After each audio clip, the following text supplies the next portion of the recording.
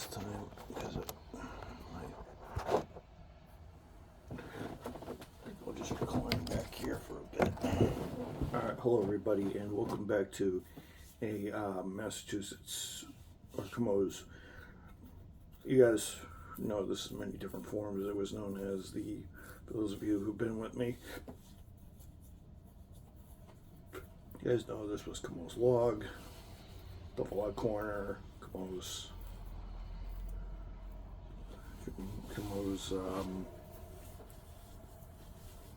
log, Como's log corner. Was also known as the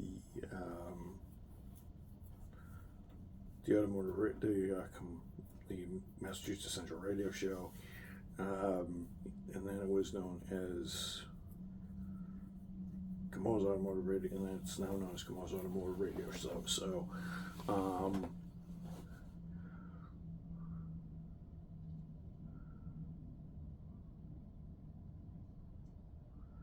it was known as many different acronyms over the different years.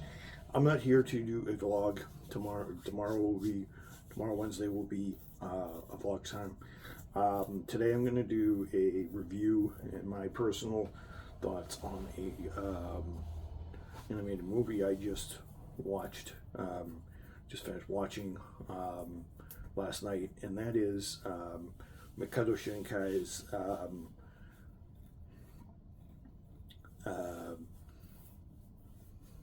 Suzume, or Suzume's locking up, or something like looking up or locking up. For those of you who do not know, Suzume is a long line of movies that have been released since 2016, 2017 by Makato Shinkai. Makato Shinkai is fast becoming like one of those regular guys who just puts out a couple of different ones. So I don't know if he's going to be on the same level as Satoshi Kon or Hayao Miyazaki, Studio Ghibli. For those of you who don't know, Makato Shinkai is more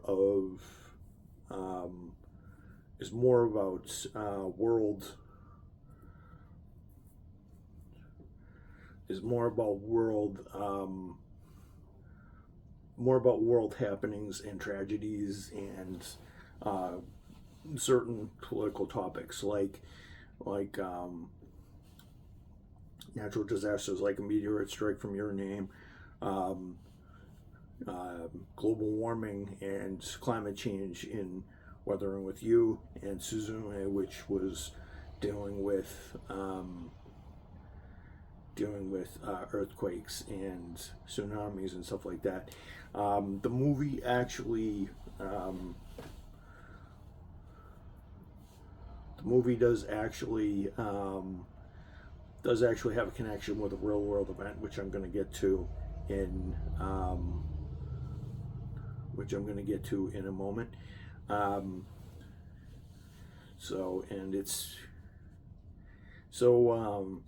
Suzume is, it just feels like just a regular old film. Feels like a regular old film. All of the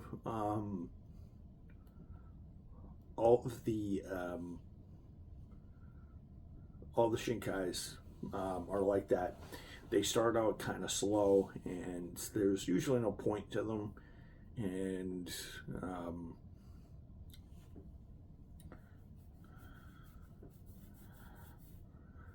there's usually no point. You watch the movies, and you think there's no point to them, and so you think that there's really no point to any of these things, any of these movies. So no point to any of these movies, and you don't think that they have a plot, because the way they are presented, they usually never, well, that's how movies usually are. They start out with no plot, and then it's just a typical, usually just goes into typical hijinks. Usually, well, that's the way most Japanese media was, in Japanese media and anime is anyway. So usually there's usually a friendly premise, and usually there's an overarching premise. Like Pokemon is all about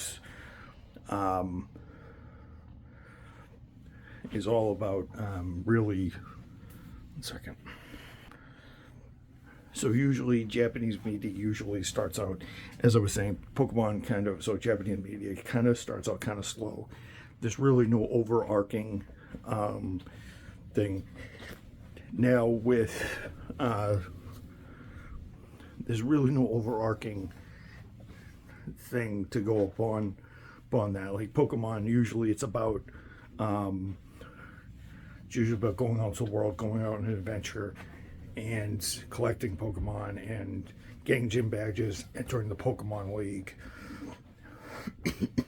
And the protagonist usually fighting in that league and trying to win it. Trying to win it and such. And trying to win it as such. Yu-Gi-Oh! Same way. It's usually Yu-Gi-Oh! Same way. It's usually just it's usually the protagonist usually starting out. First couple episodes are usually about the protagonist, whether it be Yugi, Jaden, or Yuma, or Yusei, or somebody else like that. Usually the first handful of episodes is you just getting used to the story, and then you're thrust into the story. The first couple episodes of Yu-Gi-Oh! Was basically Yugi just playing duel monsters and basically setting up the plot. Pokemon does the same thing. The rivals get established in the first couple of episodes, and Pikachu and Ash resetting back to 10 and level 5, age of 10 and level 5 all over again, and that sort of thing. Chrono Trigger. It's basically any Japanese media. Chrono Trigger, like the first 2 sections of the game when you're in 1000 AD and stuff like that. Yeah, you guys can start to see. I'm not going to keep going, but you guys can start seeing that it usually starts out pretty slow. However, Shinkai does not do that. He usually does a vision, or he does a he does a precursor before the plot of the story. And Suzume starts out like all the other Shinkai start out with the protagonist, usually a vision or a foreshadowing. Usually a foreshadowing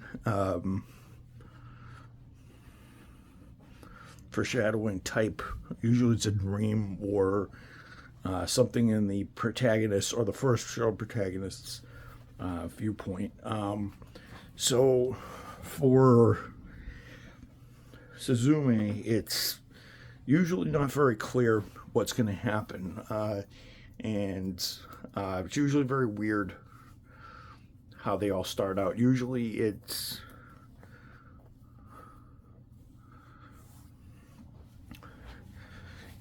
starts out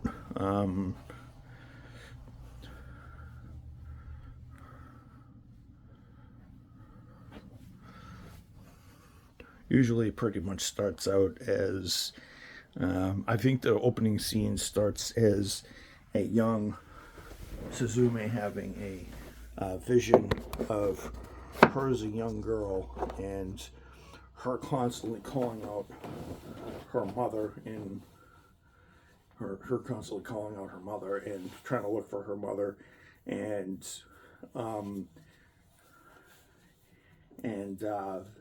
there's um, and there's and there seems to be a lot of commotion in where she's trying to find her mother, and she's in some um, she's in some dream world or something like that. It kind of has to deal with the plot later. So you get to the present day, and Suzume is um, Suzume is just a regular, um, just a regular 17-year-old schoolgirl who's trying to live her life and just trying to live her life and she has many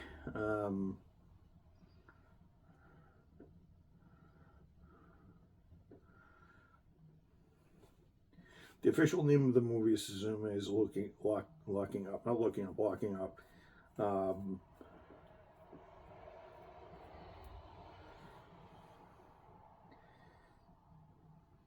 I know this is off Wikipedia, but okay.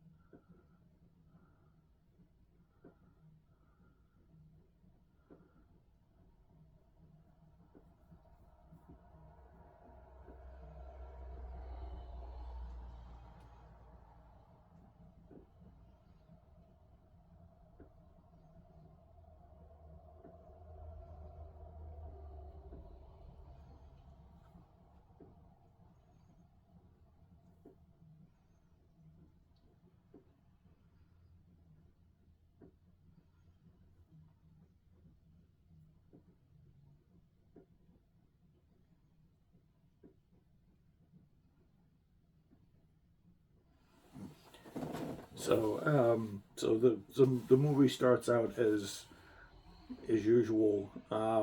He Suzume is lives with her aunt, and usually in these movies, um, usually the people it's actually funny because the first well, actually kind of tragic, actually not funny, but there's a connection to all three of the films um, that all three of the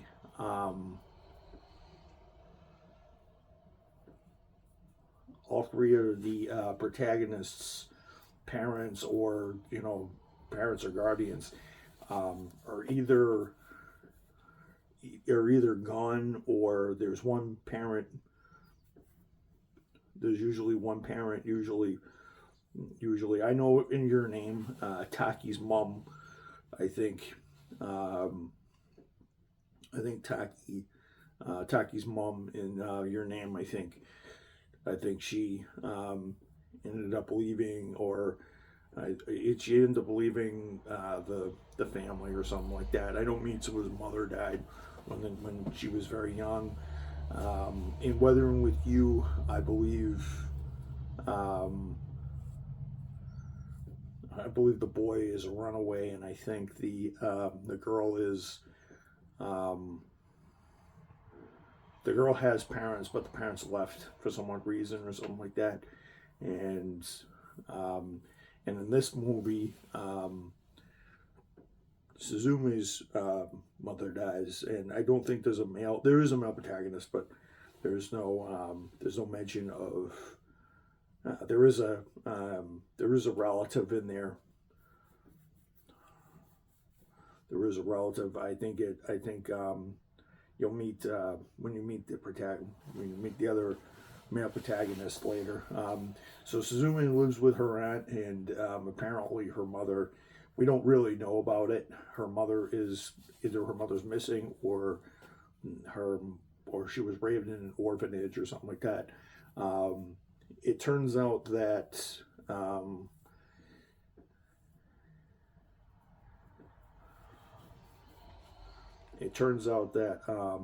you know, there is a reason for it. You'll find it later at the end of the story why it's happening. I think the mother was at a hospital or something. I think she was either she was hurt or something, or usually usually one of the parents is usually hurt or something like that. So Suzume eats with the aunt, and um, Suzume kind of throughout the beginning of the story, Suzume kind of describes that her aunt Takamaki, the the English, the name of her aunt, she's a school teacher, um, and I guess her mother was a nurse, I guess, and she wanted to become a nurse just like her mom, and I guess her aunt raised her on a school teacher's budget, I guess, and stuff like that. There's no news of where the father is. Like, that's kind of a typical thing.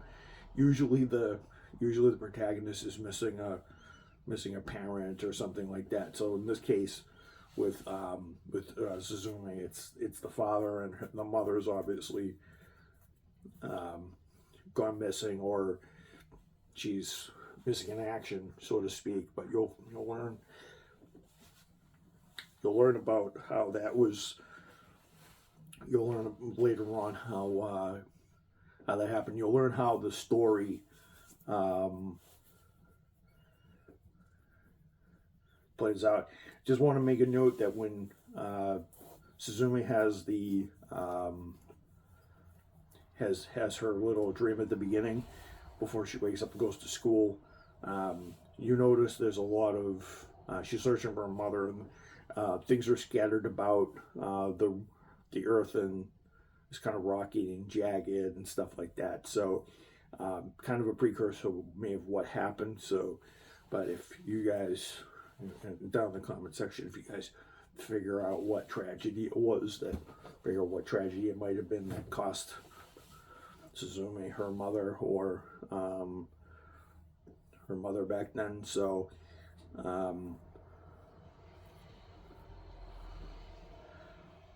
so she's and I think it tells her, I think it says she was originally from Kyosho, and I think Kyosho, so that's we find out later in the film that she's from Kyosho, so keep that in mind when I get to when you guys come to the realization just why she doesn't have a mom. So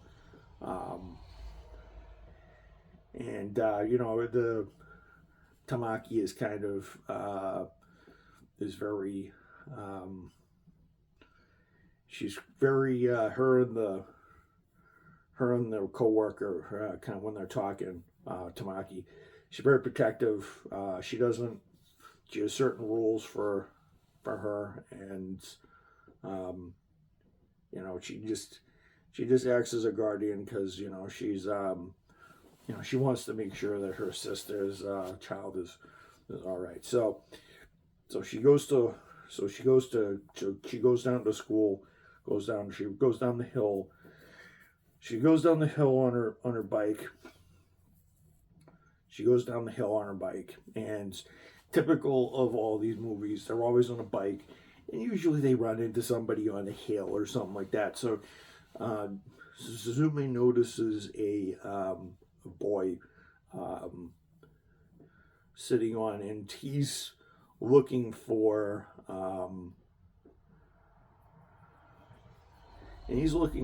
a bathhouse and stuff like that. And Suzume is like, oh yeah, we had an onsen in town.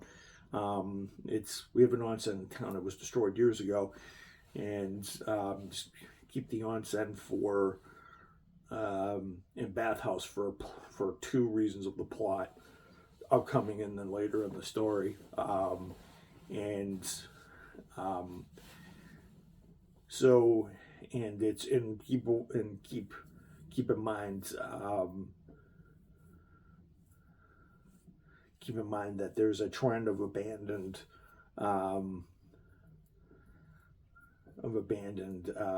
things that will play into the storyline, some of the storylines. So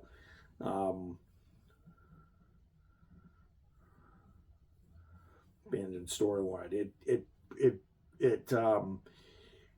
you'll notice that you'll notice a certain pattern when I'm finished with it. But so she goes to school, and she ends up running into him again.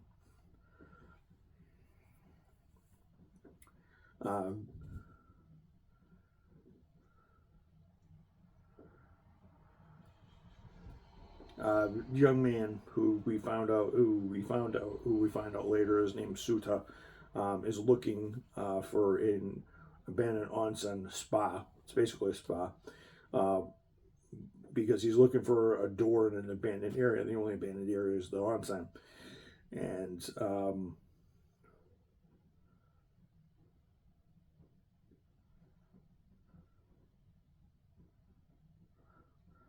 and she actually goes into the area before, because she has a few minutes before school, because goddamn, it's part of the plot that she has a few minutes that usually when because usually this one avoids the trope of the girl getting up late, the male protagonist getting up late, eating a quick breakfast, and then storming out the door.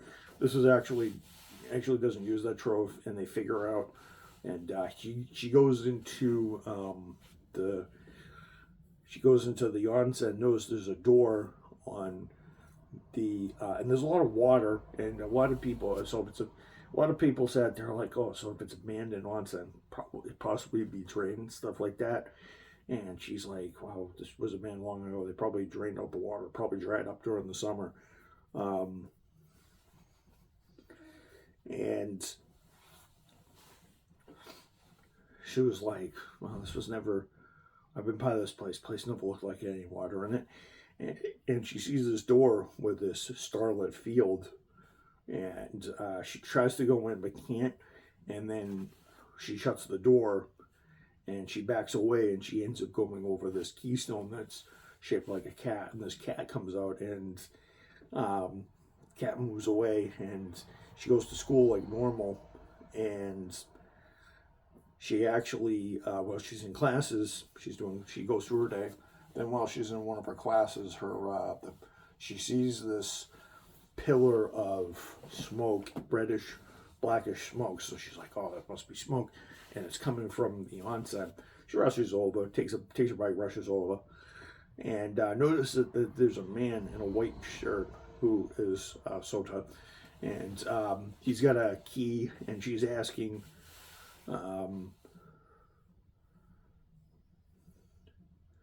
he's asking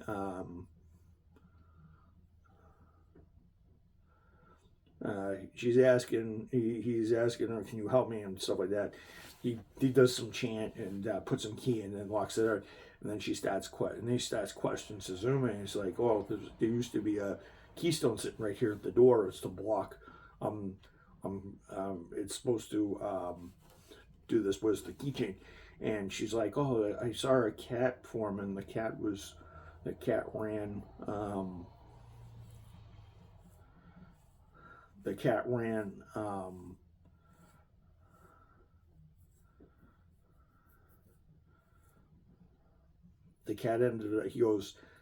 ended up running.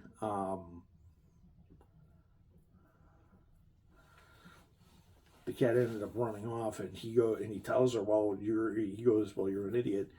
That was the keychain to the door, and stuff like that. And that starts up a chain of events that ends up spanning the whole movie. Basically, what ends up happening is she released a keystone that was holding these things called the worm, and Soda says that, and oh yes, by the way, when they expel the worm, he says the worm is supposed to be part of a disaster. It's the thing causing the earthquakes and stuff like that, and the happenings. And I guess there was earthquakes happening.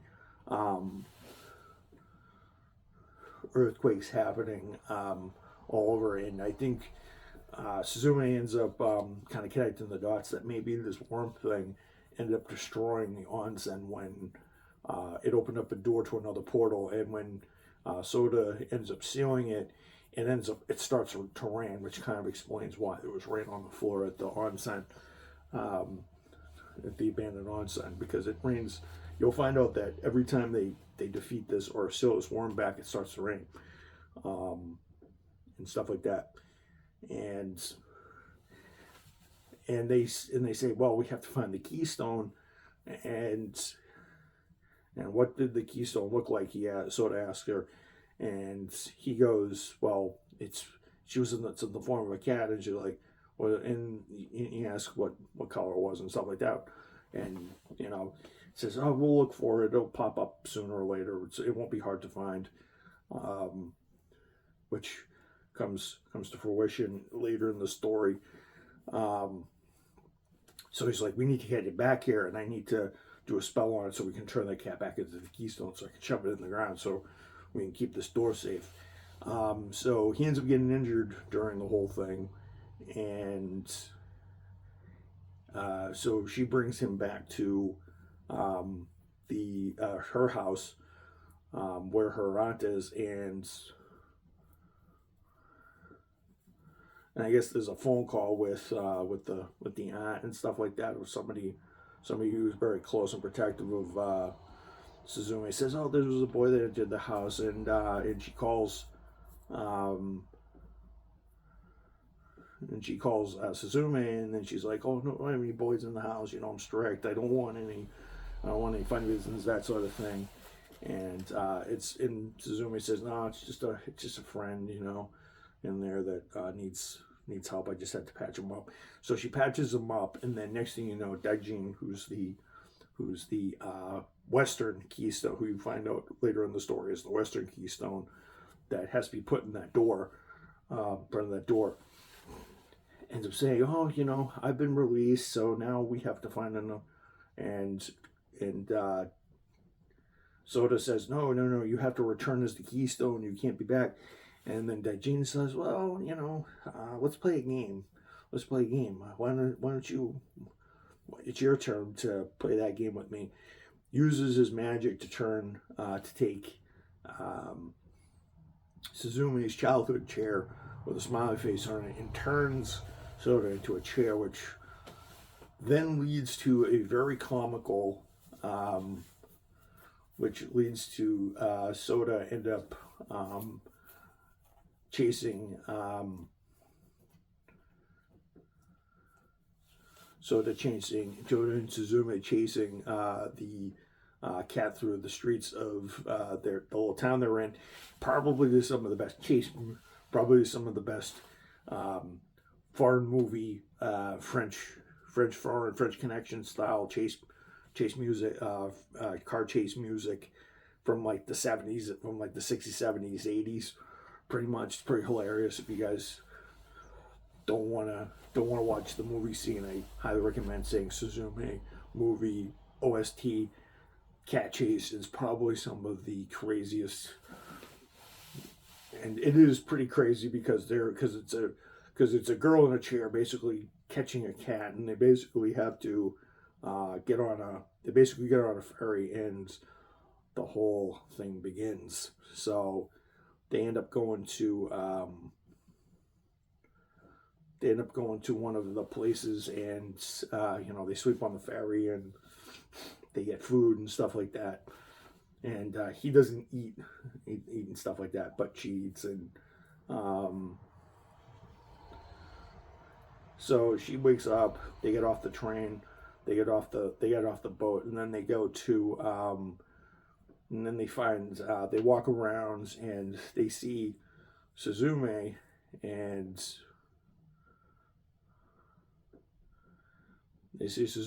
she's in and Suzume's friend, one of Suzume's, she runs into this girl who sees the cat and all this other stuff, and her family, funny enough, runs a bathhouse, and stuff like that, and and it's one of the first areas where they actually find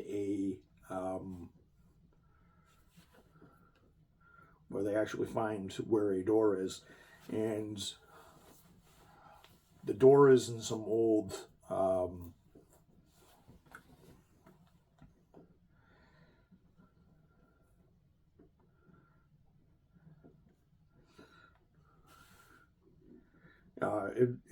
I think during the ferry ride, and Sasoda Munakata ends up explaining why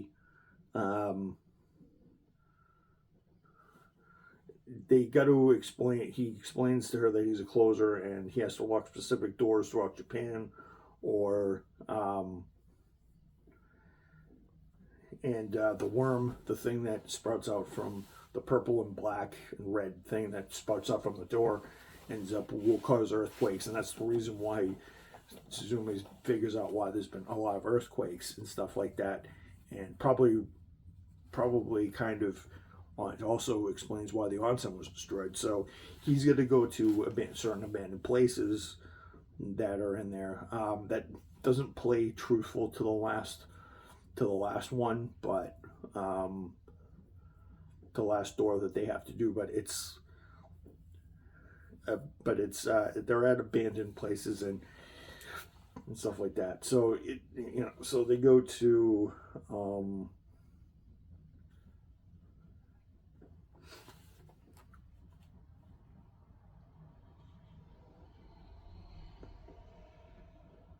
and they figure out that that Soda's the keystone, and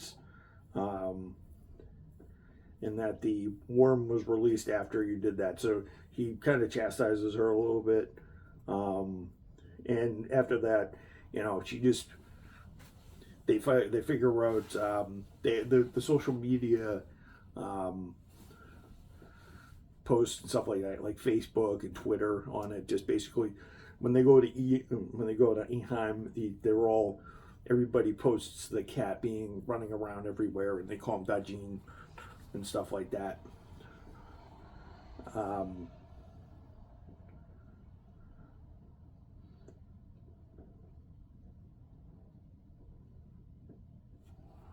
I think they find another one in the abandoned school. They have to shut the door, and what's funny is the girl, she ends up.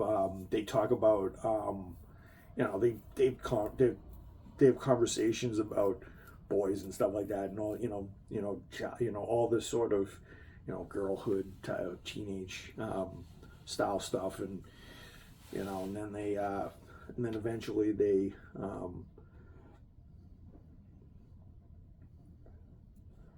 Then eventually,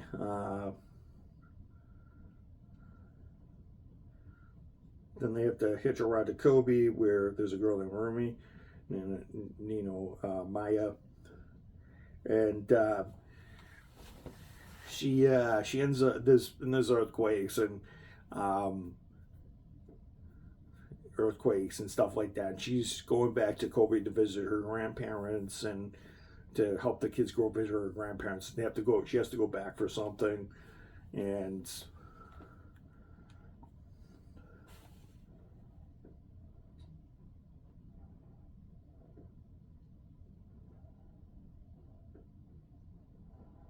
then it turns out that Rumi is part of a bar, and there's some really she's part of a karaoke bar in the middle of in Kobe, which in real life Japan is a harborside town. For those of you who watch the James Bond movie twice, you guys will know that is a town where there's a harbor town and a lot of ships parked there. So there's a harbor bar. And Rumi and her assistant and her family actually run a bar. And after Rumi ends up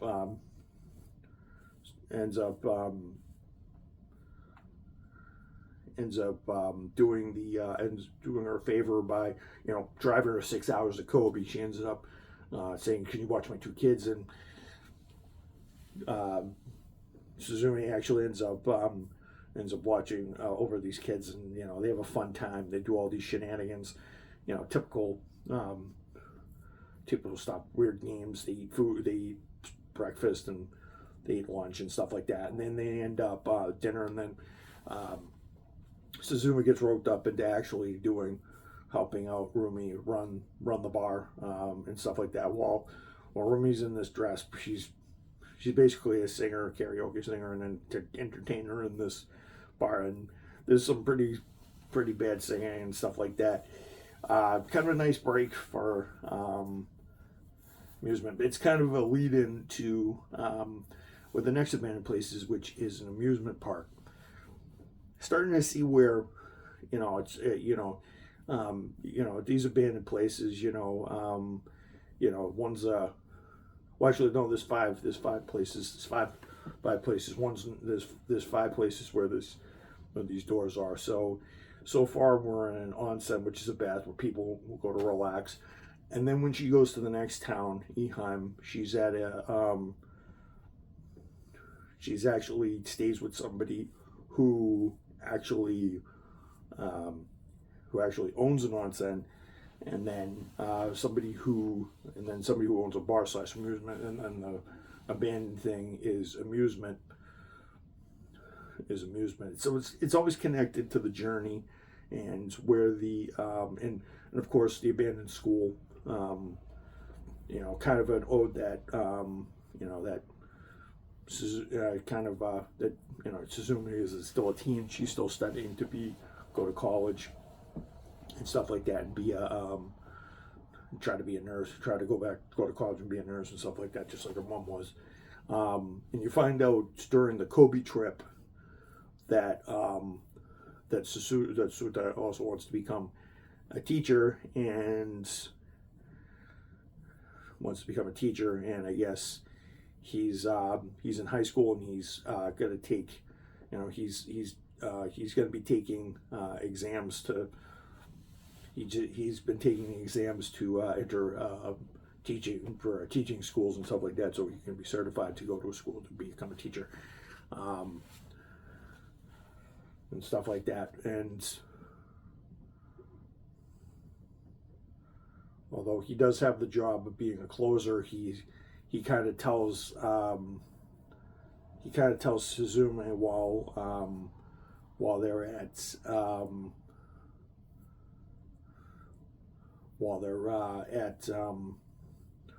at one of the places where he wants to become a teacher, and he wants to do all this, but it's not going to help pay the bills. So so he's got to do something constructive with his life. And then eventually they find the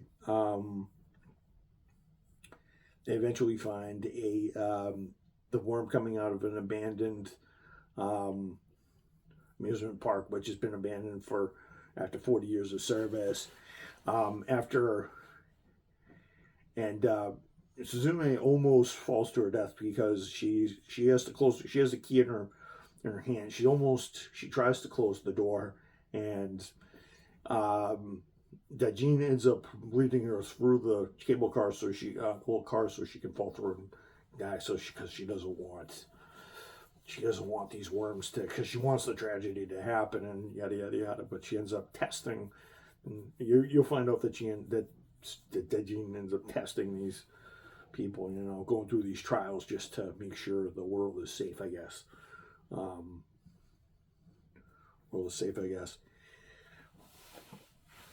So, by the way, this is going to be I'm going to do part 2 tomorrow. I'm going to do part 2 tomorrow. I'm going to finish up the story probably. I've already been here 40 minutes. I really, for the first part of the story, it really sets it up very, very well. There's a lot of connections and a lot of good stuff. And the music's very, very well, sets up very well and stuff like that. And the next part where, and then in the next part tomorrow, Actually, this might be in 3 parts. Actually, this might be in 3 parts. I don't know. This might be in 3 parts. It might be. I might do this Thursday as well. So, and those ones will hopefully be shorter. Stuff like that.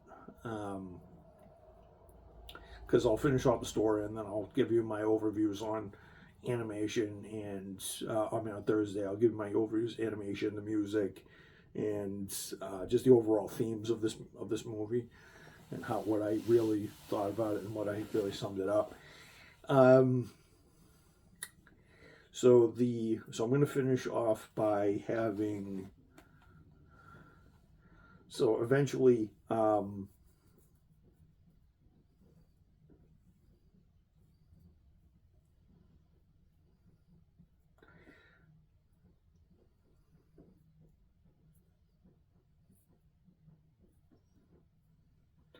Oh yeah. By the way, Suzume ends up spotting Dejin at the little bar they're at, and after almost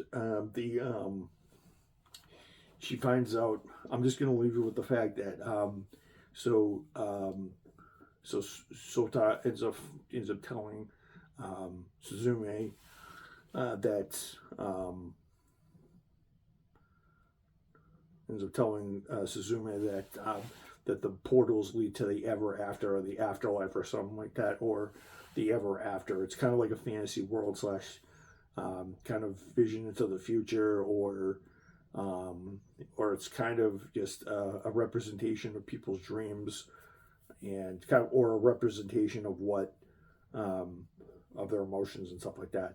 But I'll get into that when I get into part 2 tomorrow afternoon when I come back home from work, and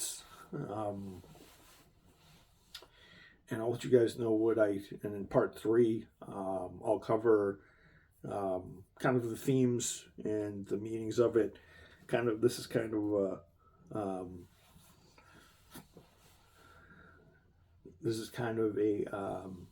a culmination of,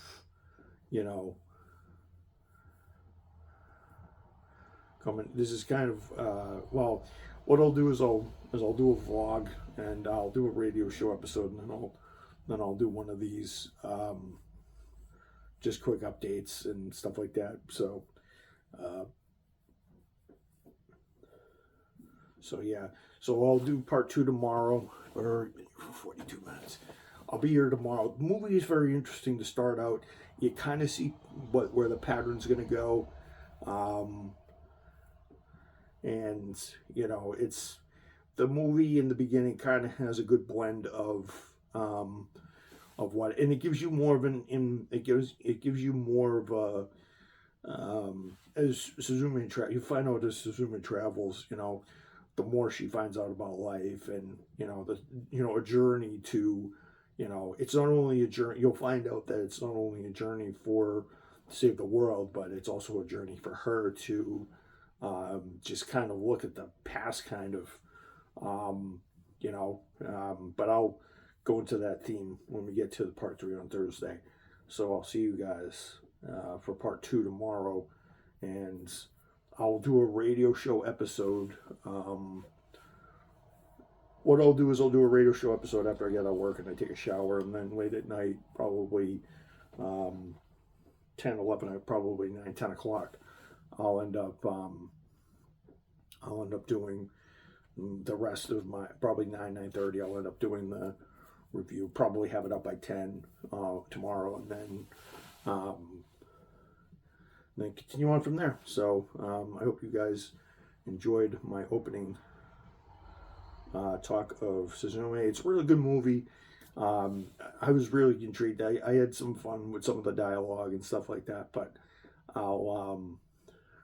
I'll definitely have to watch it a second time, and I'll have to read on some of the themes that it has, because it's kind of like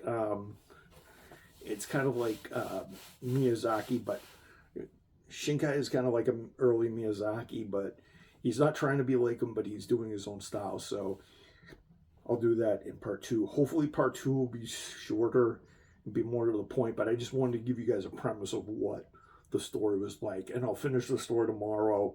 probably the story, this video, probably the video of the story, probably about 30, 35 minutes, maybe 40 minutes in length. But I'll try to get you guys the idea behind the story, because this movie is worth talking about. So I will see you guys later, and hopefully you guys enjoy this one, and look for part 2 tomorrow. Peace.